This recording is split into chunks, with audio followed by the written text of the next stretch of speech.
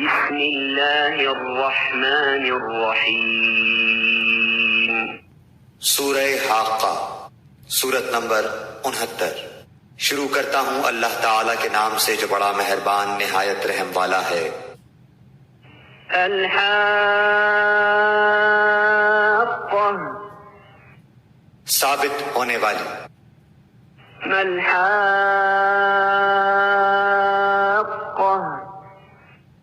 ثابت ہونے والی کیا ہے؟ وما ادراک ما الحاقہ،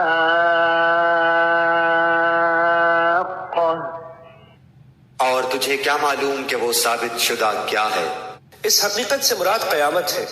عربی محاورے کے مطابق یہ انتہائی پرزور تعبیر ہے جو کسی واقعے کے خوفناک پہلو کو ظاہر کرنے کے لیے نہایت بلیغ پیرائی میں بیان فرمائی گئی ہے، اور اس کو کسی دوسری زبان میں اپنی پوری تاثیر کے ساتھ منتقل کرنا ممکن نہیں، لیکن مفہوم واضح کرنے کے لیے قریب قریب لفظی ترجمہ کر دیا گیا ہے۔ كذبت ثمود وعاد بالقارعة، اس کھڑکا دینے والی کو سمود اور عاد نے جھٹلا دیا تھا۔ فأما ثمود فأهلكوا بالطاغية، جس کے نتیجے میں سمود تو بے حد خوفناک اور اونچی آواز سے ہلاک کر دیے گئے۔ سورہ اعراف میں قوم سمود کا تعارف گزر چکا ہے۔ انہیں حضرت صالح علیہ السلام کو جھٹلانے کی وجہ سے ایک زبردست چنگھاڑ کے ذریعے ہلاک کیا گیا تھا جس سے ان کے کلیجے پھٹ گئے تھے۔ وأما عاد فأهلكوا بريح صرصر عاتية، اور عاد بے حد تیز و تند ہوا سے غارت کر دیے گئے۔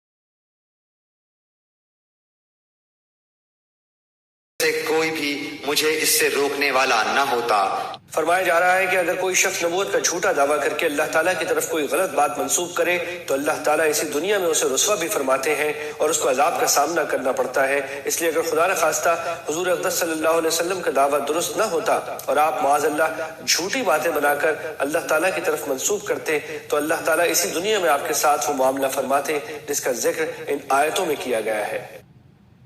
وَإِنَّهُ لَتَذْكِرَةٌ لِّلْمُتَّقِينَ